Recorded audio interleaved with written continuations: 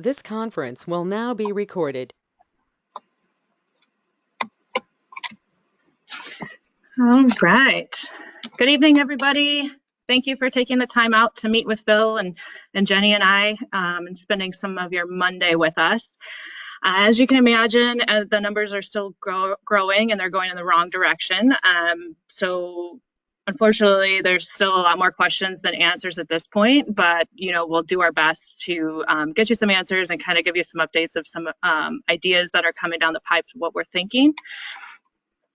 Before we move forward, so I will talk a little bit about the schedule, and then Phil will jump on and share a little bit of what we're thinking for the challenge rounds and for nationals. And then we actually have Jenny on the call as well, who will give you some updates about registration before we close up with some fun news about nationals. So with that being said, coming up, looking at dates right now, the Curl Masabi in St. Paul or in Eveleth has been canceled. The men's Arizona event that's normally in January, that event has also been canceled. The U.S. Open, the men's and women's event, that's over the New Year's weekend. That is currently tentative for that date. And that's going to be pending what happens with the playdowns and the challenge rounds. So we are, I think right now on the calendar, there was a mixed doubles challenge round for December, and that event will actually be moved to January. And we are hoping to have the men's and women's challenge rounds January 6th through the 7th, and then the mixed doubles challenge round immediately following that, the 11th through the 13th. So with that, Phil. Yeah, and all those dates are flexible at this point, but we want to do our best to try to ensure that we can have a challenge round, so that way we can have a full field for nationals. In order for us to do these challenge rounds and these national championships successfully, we're going to need to have a bubble, and what we're going to do is try our best to create a safe zone, and ensure that participants and coaches and officials can play and participate safely. So what we're exploring right now is having a bubble situation, which would have everyone enter the bubble 5 days prior. 5 days prior, they would have to show a negative test before they enter the bubble. And then once they go in, they'd have 5 days of quarantine. And then from the quarantine, we'd have another test. And then once that test is negative, you could enter in and play in the event. These guidelines have been put together by Dr. Cole, which is our head team doc, and approved by Dr. Finoff from the US OPC, and along with Mike, our head trainer. So we're going to have very tight guidelines, tight rules. We're still working on them, and as soon as details continue to come, we'll be sure to get everyone those details. But for the challenge round and for the national championship, there will be bubbles. There will be a 5-day in advance quarantine, and there will be testing that will be done to ensure everyone's safety. All right. Thank you, Phil. Jenny, are you on? And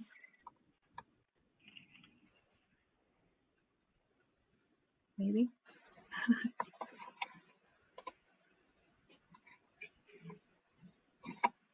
All right. Well, maybe we'll give Jenny a couple more minutes, and Phil and I will jump over to our nationals announcement.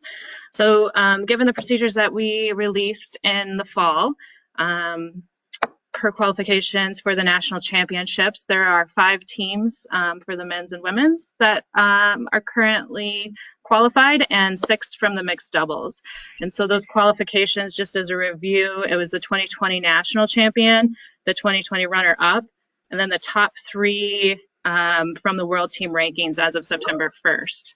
So given that being said, congratulations goes out to Team Peterson, Team Christensen, Team Sinclair, Team Rhyme, and Team Delaney Strauss, who have qualified from the women's side.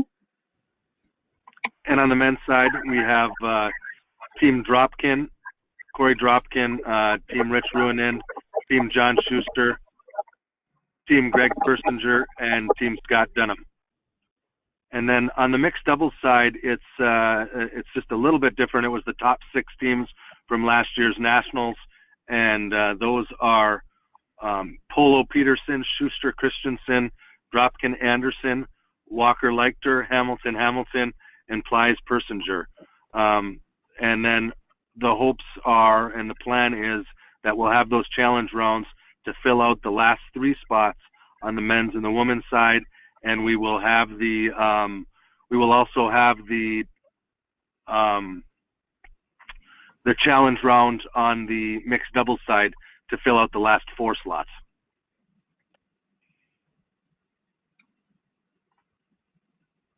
So congrats to all those teams that qualified.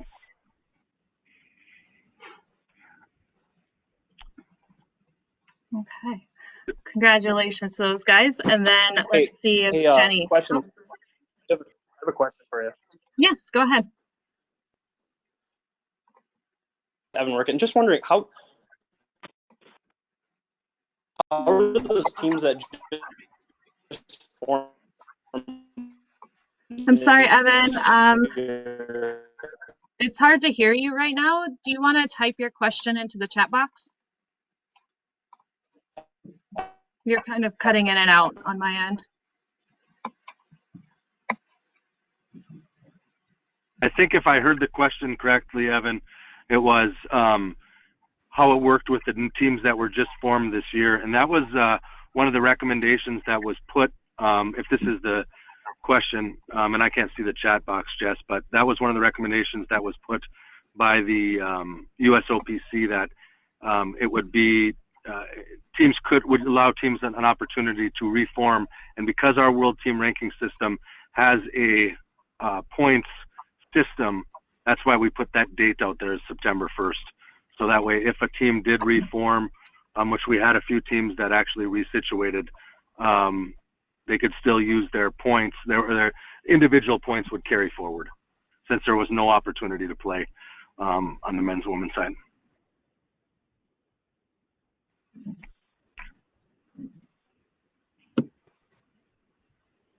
Does anybody have questions about the about nationals?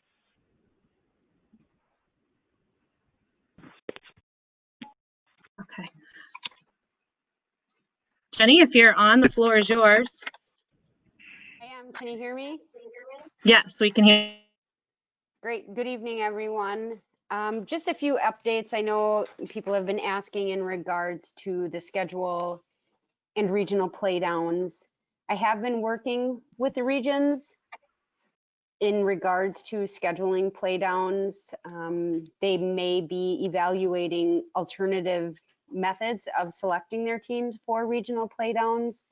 I hope to have more information within the next 2 weeks, because we are planning on opening registration for events starting around the 15th of November. We're switching over our platform this year, so we won't be using the old registration system, which was Blue Sombrero and now Sports Connect. So watch your emails and the website for the announcement of the new system, because you will need to go in there and set up your new accounts, and you will also need to resubmit your passports, items like that. You don't want to wait for the last minute. Registration for men's and women's and mixed doubles especially will not be open for a long period. It'll maybe be 2 weeks that those registrations are open for those challenge rounds and for men's and women's nationals. In addition to that, as you've all noticed, if you're watching the schedule that is posted, we are lacking host sites, which is understandable with the pandemic. Clubs aren't necessarily jumping at the bit to host. So, you know, if you do know of your club that may want to host a smaller event, that would be great. We are evaluating the possibility of a separate bubble from the men's and women's nationals in Cedar Rapids, which would potentially host our club nationals, our U18s, possibly the challenge rounds, all most of the other events that we still have uncertain host sites for. And as I said, that information will be forthcoming. Hope to find out more information over the coming weeks, but we'll definitely let you guys know as we find out.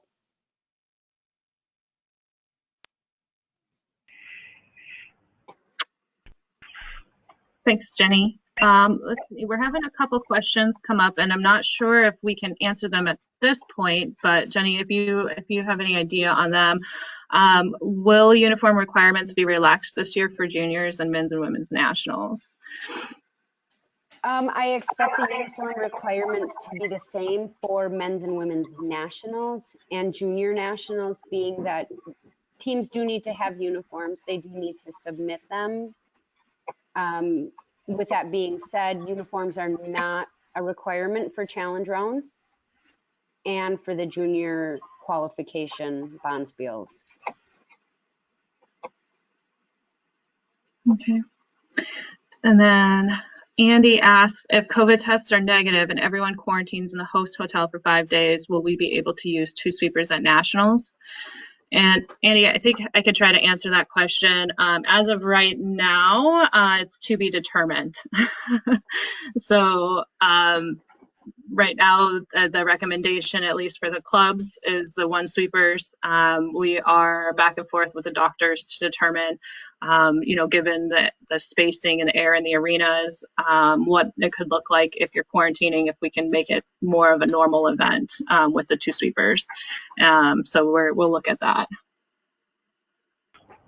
Yeah, and it's our intent to try to run a national championship exactly like we would run like they're going to run a world championship. So, it's certainly our intent that we hope to try to be at that point. I just want to also take this opportunity to caution everyone. As we know, numbers are on the rise across the country, and, it's going to be, if you listen to the reports from the doctors, it's going to be a tough 6 weeks that we're facing here. So, it's going to be, we're going to constantly continue to be in communication with everyone, and we're going to try to get you guys as much information as we can. But again, our number one priority is going to be the safety of the athletes, the officials, and coaches, and volunteers for these events.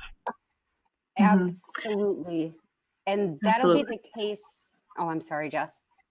Go ahead. I noticed a question from Linda Clausen. As Phil has said now a couple times, the health and safety of our participants, our host communities, our officials, our athletes, are priority. Linda had asked why other qualifiers about bubbles. We do intend at this time, if events are happening from the junior, all of our events, there will most likely be bubbles right now. And there will be a standard quarantine and arriving with negative test results and probably another test before you enter the bubble for all other events, just like the national championship. So that's something to consider when you're looking at registering for all of the events this season. Correct. And so to kind of branch off of that too, the national qualifiers and all of that, those are USA curling sanctioned events. So we are governed by the USOPC and our doctors at Twin Cities Orthopedics and what their recommendations are. So by no means that doesn't mean that your club couldn't host a smaller scrimmage event or whatever you guys feel safe in doing in your communities and where your numbers are at. But like Phil said, we do caution. We want to put our health and safety of our officials and ice crew and everybody as a number one priority at this time.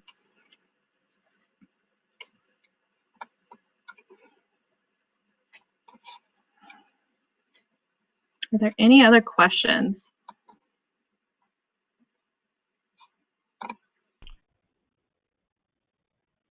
Well, we appreciate you guys being on the call with us. Oh, we do. Yeah, quick question. Hunter Paulson here. I was just wondering if once the bubble procedures are, once you have an idea of the bubble procedures, if there will be a chance for feedback and if we can get an idea of what we're going into. We will definitely have that information out to you as soon as we have it all detailed out. So yeah, that will be high priority to make sure everybody is aware, and we are talking about actually doing individual calls with the teams just to prepare them for prepare you mentally for what being in a bubble is actually going to be like. Jim Winling asked, does the COVID test need to be a specific type? The PCR versus antigen, if the test needs to be taken within 48 hours of arriving, this could lead to issues of returning the results. And Jim, thank you. We are working on getting you answers to that question. We're waiting to hear back from Dr. Cole on that. So I will let you know and get back to that email as soon as I have some information for you. And then Linda's asking for Junior Worlds. I have not nailed down playdown dates yet. I've officially December 12th weekend at this point. And then we haven't heard anything from the WCF regarding what the World Championships are going to be. So Linda, you guys will know as soon as I know more information. Thank you. And we're hoping that they make a decision on that in the next, 2 to 3 weeks on the Junior World Championship. Correct. We should, so we were debating on actually moving this call back because we're hoping in a couple weeks we'll have a lot more information for you. But like I said, Jenny and Phil, we are doing our best at making sure that you guys are in the loop of what's going on and at least kind of have an idea of where we're at.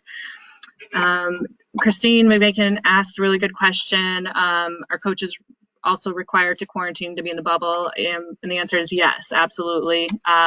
You're looking at probably 4 to 5 members on the team and 1 coach that will be in that bubble.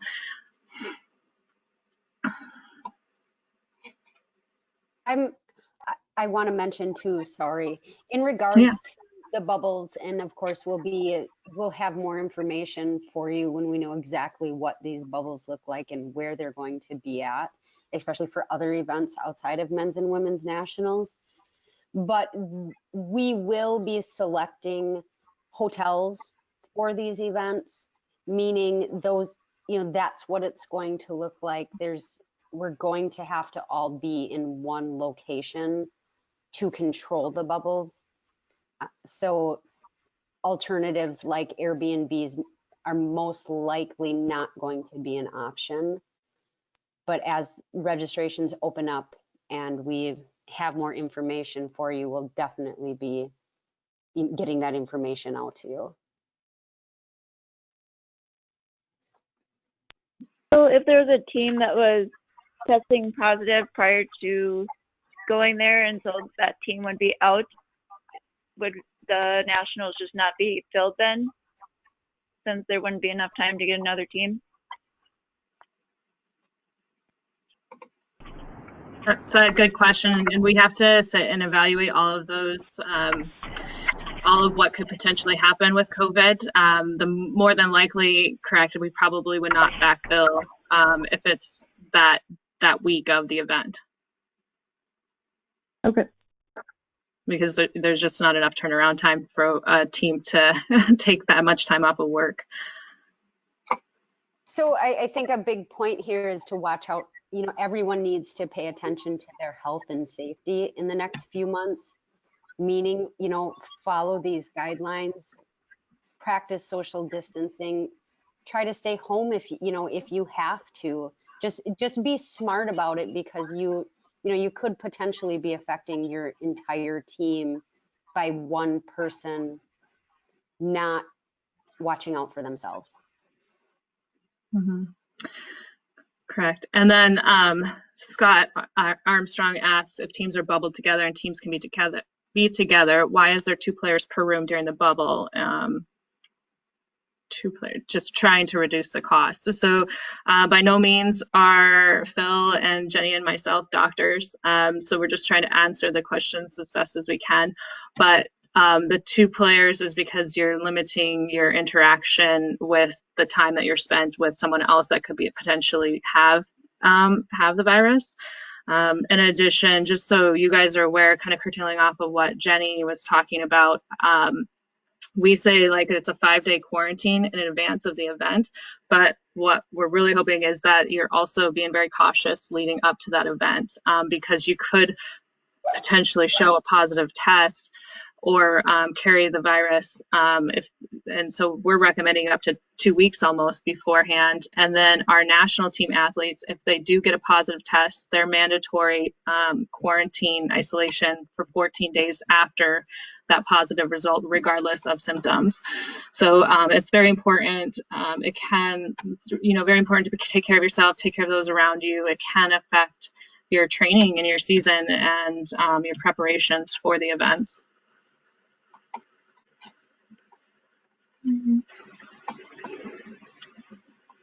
And then, so any other questions regarding the bubble?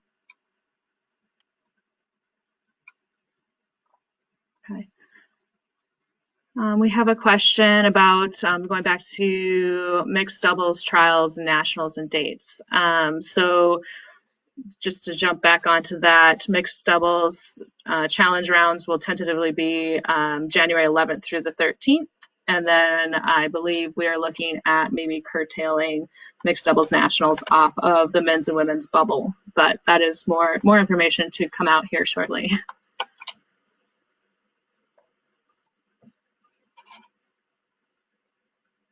Hey, Jessica. Ruben Harris here. Just a quick question. So some teams are hoping to play more than one event. So that would mean more than one bubble and, a lot of extra costs. So, just is the USCA thinking about this, the actual costs of all of these events? And we are absolutely thinking of those. So that is definitely everything we're evaluating right now.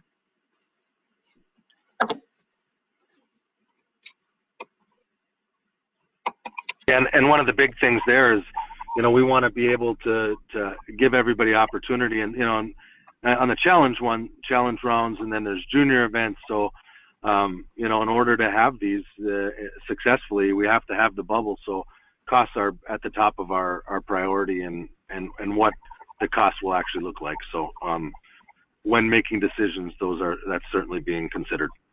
Mm-hmm. Will teams be required to pay for the hotel rooms for the 5-day bubble quarantine before events? It depends on which events we're talking about, but there are going to be circumstances where they are going to be required to pay for any expenses that could come from this. Jess, maybe you can touch on the first event that we were going to utilize as a test event for this. Yeah, so right now we're testing the World Junior Men's Playdowns as a test event, and they are potentially looking at about $1,000 per team for the quarantine. But what that includes is the quarantine time, the hotel, food, officials, ice time, staff, testing, COVID testing. So the COVID and having that processed as well. So that would be an all included $1,000 for that event. So yeah, we're definitely looking at the costs and the prices and what that's going to look like and what the organization can realistically cover, and then what teams might have to help and aid to make these events happen if they're going to happen. So. And with that being said, realistically, looking at host sites and host hotels, bubble hotels, we will most likely be able to, whether you're paying for it or the USCA is paying for it, we will be able to work on those rates for teams to probably get them much smaller versus one team looking for a rate at a certain hotel. So yeah, like Phil and Jess both said, that cost is a big thing, and it's a big thing to all of us. Yeah.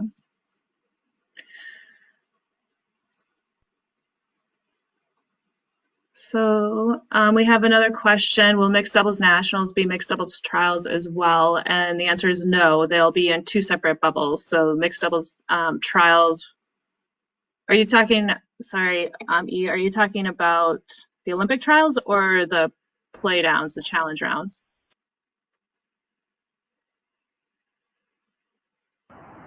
At this point, we don't know. We don't have a date specific for mixed doubles nationals yet. It's still tentatively set for March, but we're looking at potentially moving it closer into where we can make just one bubble, maybe piggybacking it off other events.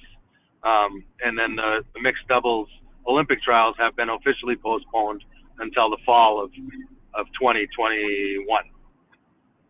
That answer that, Jess? Yes, thank you.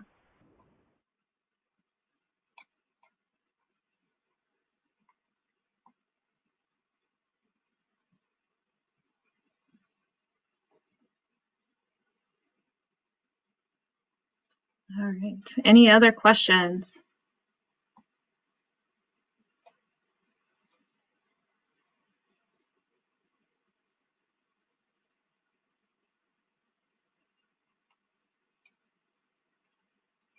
All right. Well, thank you everybody for joining us tonight. We really appreciate your patience and understanding as we kind of navigate these times and try our best to at least get us on the ice at some point this season. Otherwise, if you're curling around your clubs, or if your clubs are open, please continue to be safe, wear a mask. We are hoping to have the next town hall here probably at the end of November, looking at, let's say, the 23rd. So we'll plan on seeing you all then. Yeah, thanks to everybody for joining us, and just continue to watch the website for any updates. And if there's a reason for us to get on with you guys sooner, we'll make sure we do that if we have something that comes up that we feel we need to discuss, because we know everybody wants answers and we're trying to get them as soon as we can. So I hope everybody stays safe out there. Thanks, everyone. Thank you. Jessica,